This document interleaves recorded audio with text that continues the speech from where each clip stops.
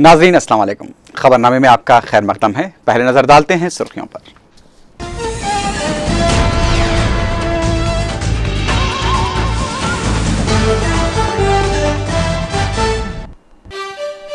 चंद वाकयात को छोड़कर तेलंगाना बंद मुकम्मल, बसों पर संगबारी, अलहदा तेलंगाना के कई हामियों को गिरफ्तार कर लिया गया।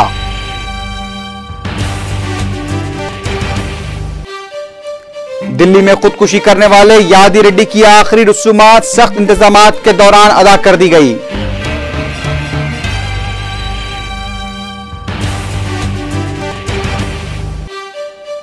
एपी भवन वाकये पर चीफ मिनिस्टर और चंद्रबाबू नायडू का इजहार अफसोस, दलित तंजीमों ने किया हरीश राव की गिरफ्तारी का मुतालबा।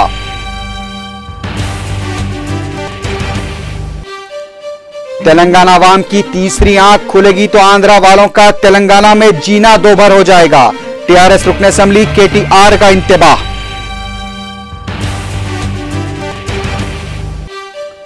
सुप्रीम कोर्ट ने अपने असासों की सीबीआई तहकीकात पर रोक लगाने जगन मोहन रेड्डी की दरखास्त को किया मुस्तरद।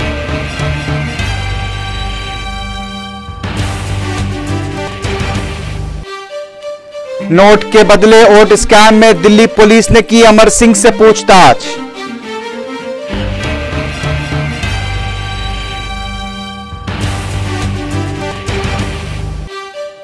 और बागियों से क़यामत तक मुज़ाकरात नहीं करूंगा, कर्नल क़ज़्ज़ाफ़ी का हामियों से खिताब।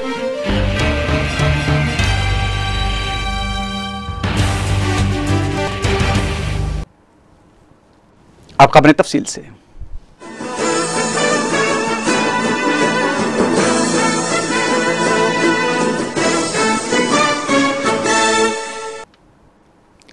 अलहदा तेलंगाना सियासी जेएसी की जानिब से ऐलान किए गए बंद के दौरान चंद वाकयात को छोड़कर बंद जारी है। तेलंगाना के बेशतर अजला में बंद मुकम्मल देखा गया है। बाज़ मकामात पर बसों पर संगवारी की गई। दिल्ली में तेलंगाना की तश्कील में ताख़ीर से दिल बर्दाश्ता होकर खुदकुशी करने वाले यादी रेड्डी को खराज पेश करने और सरकारी मुलाजमीन की हड़ताल को कमजोर करने के लिए हुकूमत पर इल्ज़ाम आयद करते हुए जेएसी ने बंद का ऐलान किया था। हैदराबाद के मज़ाफ़ात में 20 से ज़ायद बसों को नुकसान पहुंचाया गया है, जिसके बाद आरटीसी की जानिब से कई मुकामात पर खिदमात को मुअत्तल कर दिया गया। गुंटूर से हैदराबाद आने वाली बस पर की गई संगबारी में ड्राइवर और कंडक्टर जख्मी हो गए। आज के बंद में वकला, तलबा और दीगर तंजीमों ने हिस्सा लिया। शहर के अहम बस डिपोस महात्मा गांधी और इमलीबन पर भी मुसाफिरीन को बसों का इंतजार करते हुए देखा गया। बंद की वजह से एहतियाती तौर पर तालीमी इदारों को बंद रखा गया। पेट्रोल पंप्स और दुकानात भी आज बंद नजर आए। जारिया महीने तेलंगाना के लिए यह तीसरा बंद था, जबकि 5 और 6 जुलाई को भी जेएसी की जानिब से बंद मनाया गया था। शहर में कई मुकामात पर बंद में हिस्सा लेने वाले अलहदा तेलंगाना के हामियों को पुलिस ने गिरफ्तार कर लिया। बोयनपल्ली, सिकंदराबाद और जेडीमेटला में भी बसों पर संगबारी की गई। आज हुए तीसरे बंद की वजह से आरटीसी और दीगर महकमेजात को करोड़ों रुपए के नुकसान का अंदाजा लगाया जा रहा है। बीजेपी की जानिब से बंद के दौरान सेक्रेटेरिएट के घेराव की कोशिश को पुलिस ने नाकाम बनाते हुए बीजेपी लीडर बंडारू दत्तात्रेय के बशमूल दीगर कायदीन को गिरफ्तार कर लिया। ताहम पुराने शहर में बंद का कोई असर नहीं देखा गया।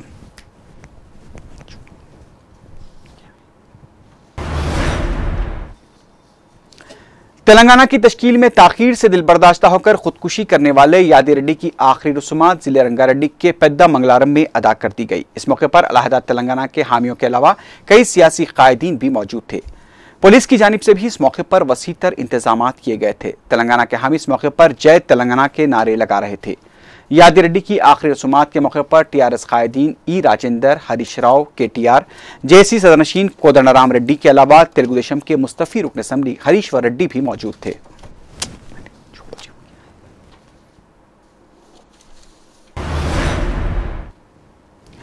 चीफ मिनिस्टर किरण कुमार रेड्डी ने दिल्ली में यादी रेड्डी की खुदकुशी वाक़े पर अफसोस का इजहार किया है। अपने तिरुपति दौरे के दौरान खिताब करते हुए चीफ मिनिस्टर ने कहा कि इलाकाई तहरीकों के दौरान सियासी कायदीन को सब्र और तहम्मुल का मुजाहरा करना चाहिए।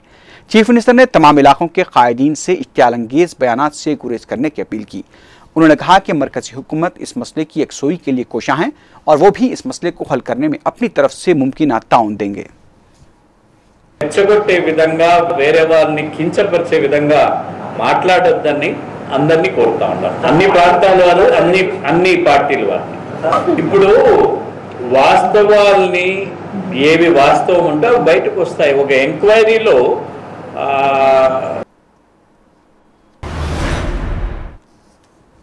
एमआरपीएस के सरबराह कृष्णा मादिगा ने दिल्ली में एपी भवन के वाकये के सिलसिले में टीआरएस रुकन असेंबली हरीश राव की गिरफ्तारी का मुतालबा किया है। मीडिया से बात करते हुए कृष्णा मादिगा ने कहा कि अगर बरहमी का इजहार करना था तो किसी बड़े ओहदेदार पर करना चाहिए था, क्योंकि इस वाकये में छोटे मुलाजिम का कोई रोल नहीं है और ना ही वो इख्तियार रखता है कि किसी को एपी भवन में आने या जाने की इजाजत दी जाए। कृष्णा मादिगा ने दिल्ली पुलिस से हरीश राव की गिरफ्तारी और उनके खिलाफ सख्त कार्रवाई का मुतालबा किया।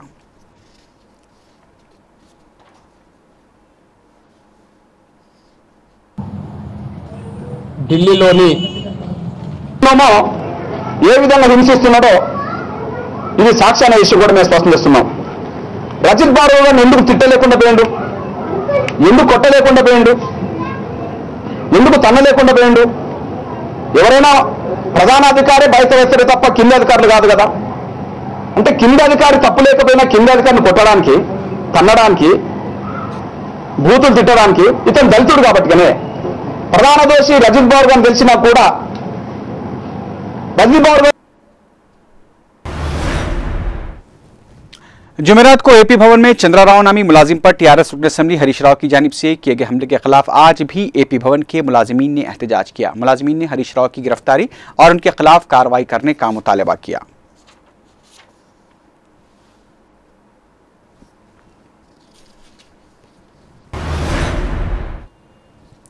टीआरएस के मुस्तफी रुकन असेंबली केटी रामाराव ने कहा कि एपी भवन में पेश आया वाकया मंसूबाबंद नहीं था, सिर्फ ये जज्बात की रो में बहकर किया गया रद्दमल था। मीडिया से बात करते हुए केटीआर ने कहा कि एपी भवन आंध्रा वालों की जागीर नहीं है। उन्होंने कहा कि यादी रेड्डी की लाश को एपी भवन में न लाया जाना उसकी तौहीन है।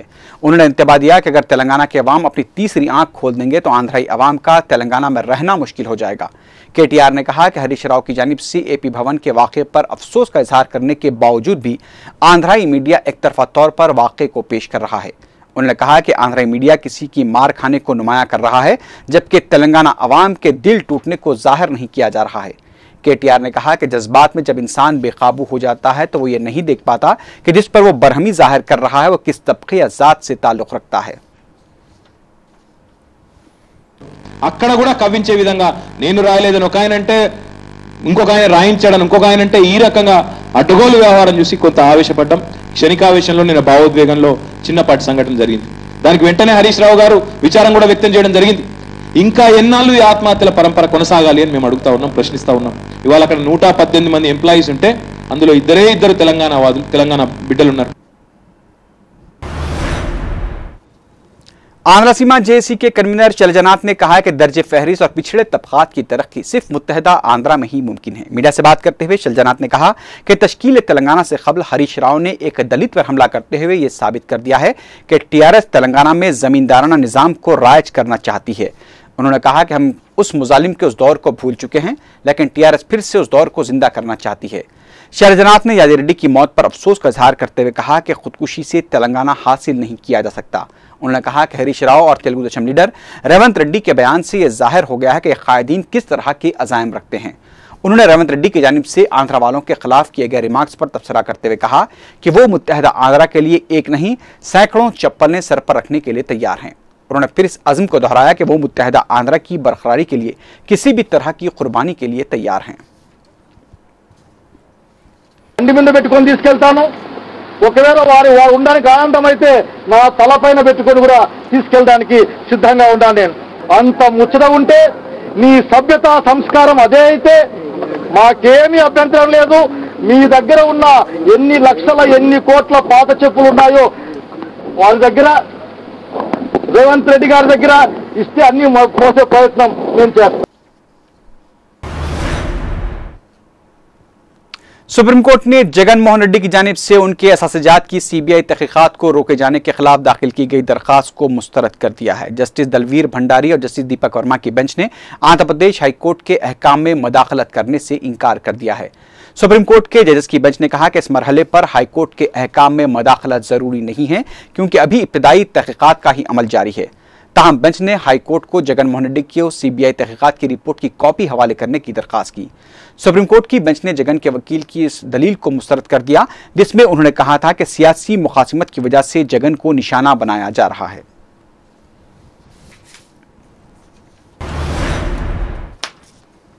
रियासती हुकूमत ने गच्चीबौली में अमरीकी सिफारत खाने के लिए 12 एकड़ अराजी को मंजूरी दे दी है। आज रियासती चीफ सेक्रेटरी एसवी प्रसाद की मौजूदगी में APIIC के डायरेक्टर BR मीना ने हैदराबाद में मुतयना अमरीकी कौंसल जनरल कैथरीन को अराजी की मंजूरी से मुताल्लिक दस्तावेजात हवाले किए। इस मौके पर अमरीकी कौंसल जनरल कैथरीन ने रियासती हुकूमत का शुक्रिया अदा करते हुए कहा कि हिंदुस्तान और अमरीका के दरमियान बेहतर ताल्लुकात जारी रहेंगे और अमरीका हिंदुस्तान की हर सतह पर अपना ताउन जारी रखेगा। अभी खबरें और भी हैं, लेकिन उससे पहले लेते हैं एक मुख्तसर सा वक्फा।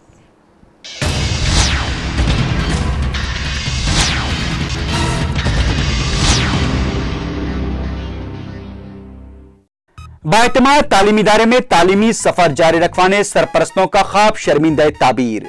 अब्दुल्ला एजुकेशनल सोसाइटी की तालीमी सरगर्मियों में तोसी। रॉयल डिग्री कॉलेज बराए खवातीन किसी भी मीडियम से इंटर या मुमासिल इम्तिहान कामयाब। खवातीन के लिए जरीन मौका, रजिस्ट्रेशन जारी है। BA, BCom और BSc में बेशुमार शोबे। फौरी राब्ता कीजिए। Royal degree college for women, Panjeshah, Charminar. Phone number 24560452 9293002567। वफ़े की बात की खबरों में दोबारा आपका खैर मकदम है।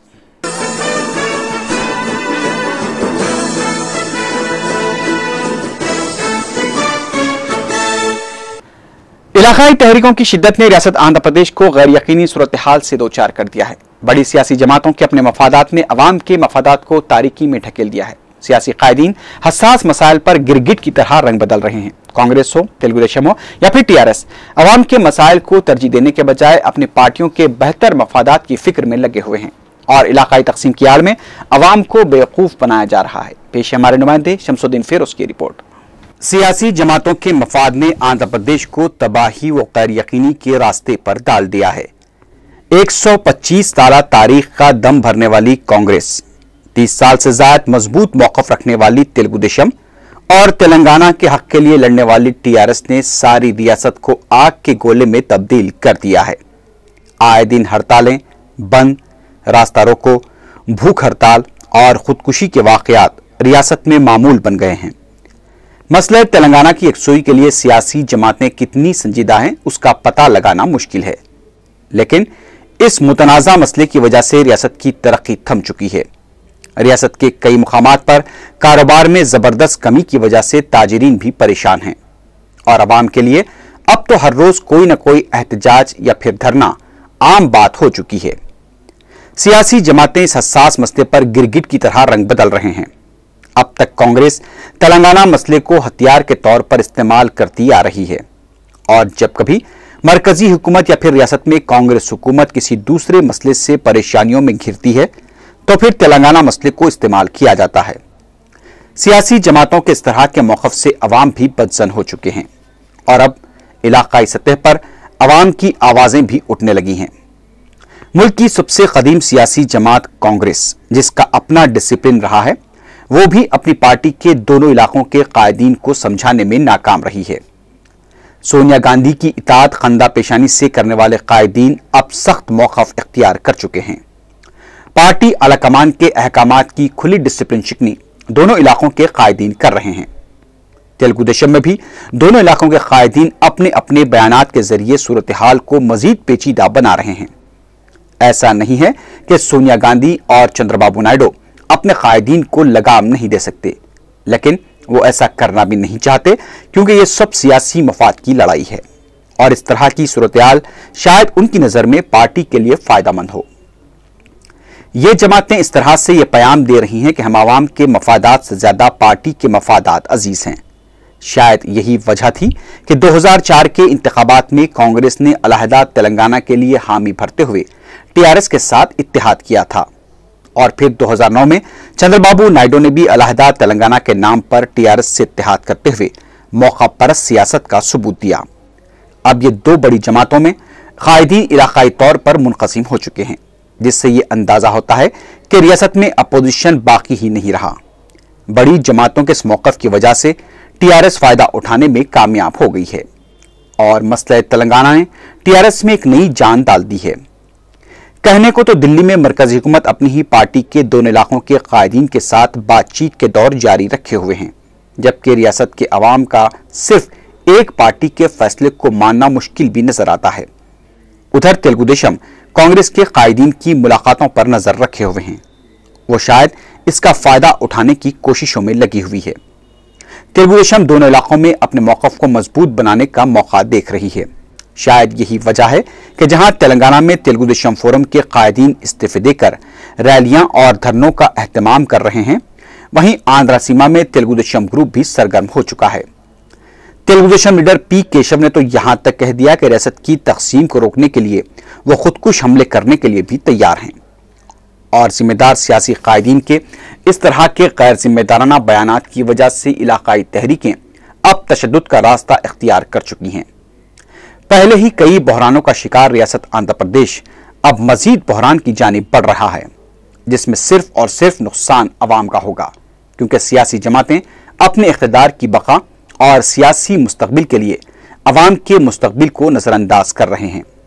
और अब रियासत आंध्र प्रदेश में पूरा मंजर गिरगिट की लड़ाई की तरह हो गया है, जहां पर कायदीन गिरगिट की तरह रंग बदलते हैं और मिनटों में अपने वादे से मुकर जाते हैं। चाहे वो सोनिया गांधी हो या फिर चंद्रबाबू नायडू, अपने कायदीन को खामोश कराने में नाकाम नजर आते हैं और शायद वो समझते हैं कि दोनों इलाकों के कायदीन की आपसी लड़ाई उनके लिए फायदामंद है।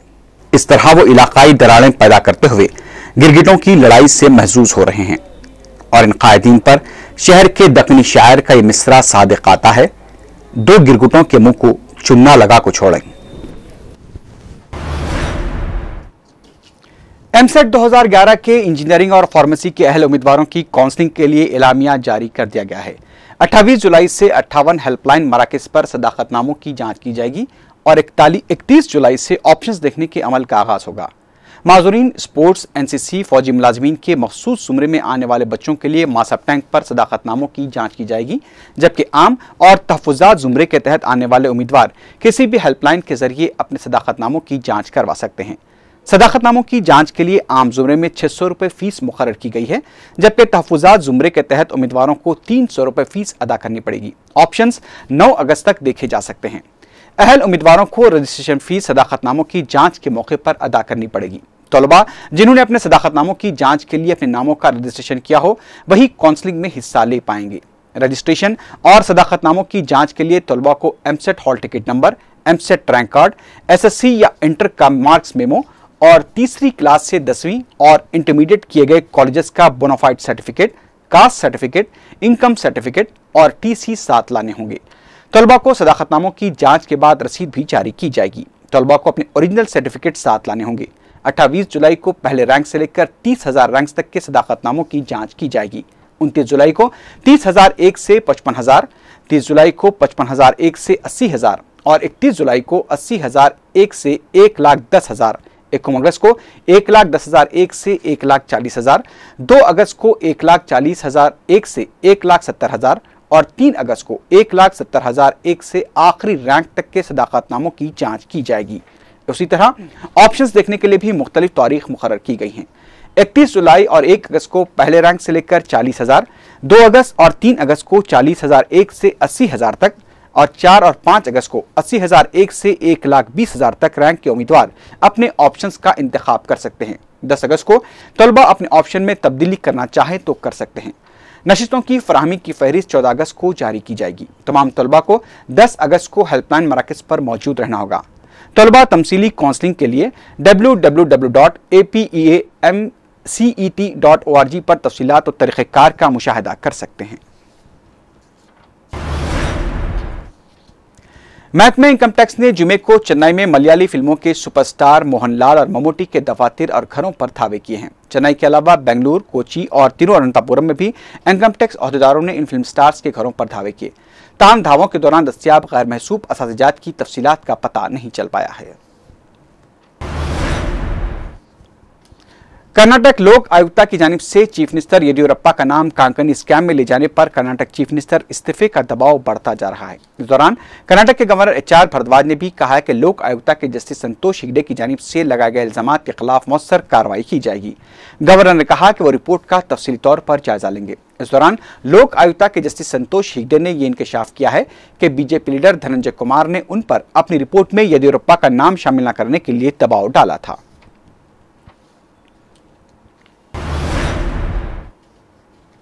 दिल्ली पुलिस ने नोट के बदले वोट स्कैम के सिलसिले में आज समाजवादी पार्टी के साबिक जनरल सेक्रेटरी अमर सिंह से पूछताछ की है। अमर सिंह, जो कि इस मसले पर अब तक मीडिया से खुद को दूर रखे हुए थे, आज दिल्ली पुलिस के हेडक्वार्टर पहुंचकर आला पुलिस ओहदेदारों को स्कैम के इल्जामात से मुताल्लिक जवाब दिए।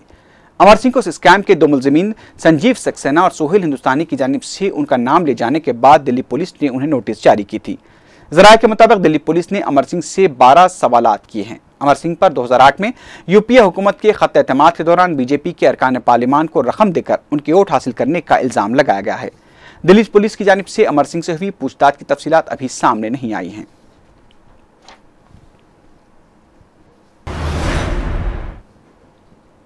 हिंदुस्तानी फास्ट बॉलर जहीर खान साल 2010-11 के लिए अर्जुन अवार्ड पाने वालों की फहरिस्त में शामिल किए गए हैं, जबकि निशानेबाज गगन नारंग को राजीव गांधी खेल रत्न और टेनिस प्लेयर सोमदेव रामन के अलावा फुटबॉल प्लेयर सुनील छेत्री को भी अर्जुन अवार्ड के लिए नामजद किया गया है। इसके अलावा बैडमिंटन खिलाड़ी ज्वाला गुट्टा भी अर्जुन अवार्ड पाने वालों में शामिल हैं।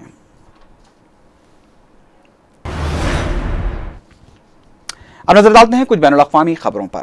पाकिस्तान के साबिक़ सदर परवेज मुशर्रफ ने कहा है कि पाकिस्तान हुकूमत ने अलकायदा के साबिक़ सरबरा ओसामा बिन लादेन को किसी भी तरह की मदद फराहम नहीं की थी। अमेरिका में एक सेमिनार से खिताब करते हुए परवेज मुशर्रफ ने कहा कि वो यकीन और एतमाद के साथ कह सकते हैं कि पाकिस्तान ने कभी भी ओसामा बिन लादेन की मदद की कोशिश नहीं की थी। उन्होंने फौज और ISI की जानिब से बिन लादेन की पाकिस्तान में मौजूदगी को पोशीदा रखने के इल्जामात को भी मुस्तरद कर दिया। परवेज मुशर्रफ ने अबेटाबाद ऑपरेशन पर तनकीद करते हुए कहा कि अमेरिका के इस इक़दाम से पाकिस्तानियों की नज़र में अमेरिका का विक़ार मुतासिर हुआ है।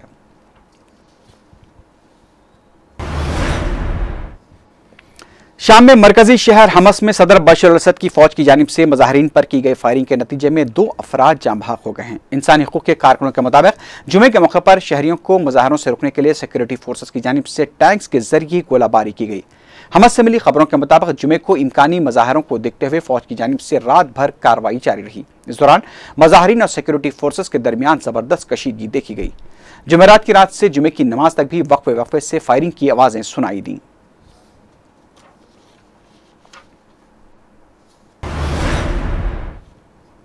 लीबिया के सरबराह कर्नल ग़द्दाफ़ी ने कहा कि उनकी हुकूमत बागियों से क़यामत तक मुज़ाकरात नहीं करेगी। लीबिया के शहर सिर्त में अपने हामियों से खिताब करते हुए ग़द्दाफ़ी ने लीबिया के तीसरे बड़े शहर मिस्राता के अशराफिया और कबायली सरदारों से अपील की कि वो शहर से बागियों का कंट्रोल वापस लेने के लिए कमर कस लें। लीबिया के सरकारी टीवी पर जुमेरात की रात एक वीडियो फिल्म दिखाई गई जिसमें कर्नल ग़द्दाफ़ी को मिस्राता के अहम कायदीन से बातचीत करते हुए दिखाया गया। कर्नल ग़द्दाफ़ी ने कायदीन को इस बात के लिए राजी करने की कोशिश की कि वो मिस्राता को बागियों के कंट्रोल से आज़ाद कराएं। वाज़ेह है कि बागियों ने सरकारी फौज से शहर का कंट्रोल हासिल करते हुए उन्हें 40 किलोमीटर से ज्यादा पीछे ढकेल दिया है।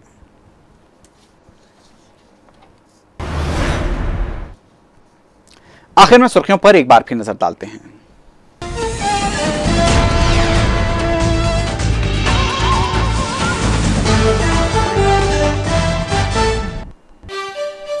चंद वाकयात को छोड़कर तेलंगाना बंद मुकम्मल, बसों पर संगबारी, अलहदा तेलंगाना के कई हामियों को गिरफ्तार कर लिया गया।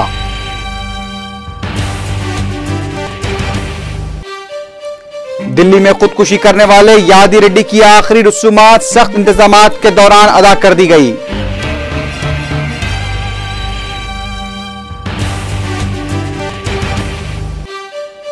एपी भवन वाकये पर चीफ मिनिस्टर और चंद्रबाबू नायडू का इजहार अफसोस, दलित तंजीमों ने किया हरीश राव की गिरफ्तारी का मुतालबा।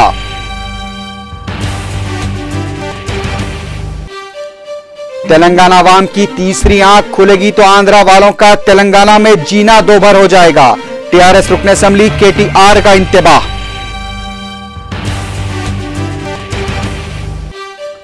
सुप्रीम कोर्ट ने अपने असासों की सीबीआई तहकीकात पर रोक लगाने जगन मोहन रेड्डी की दरखास्त को किया मुस्तरद।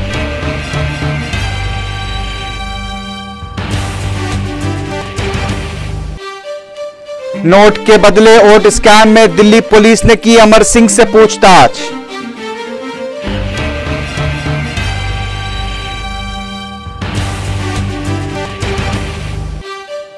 और बागियों से क़यामत तक मुज़ाकरात नहीं करूंगा, कर्नल क़ज़्ज़ाफ़ी का हामियों से खिताब।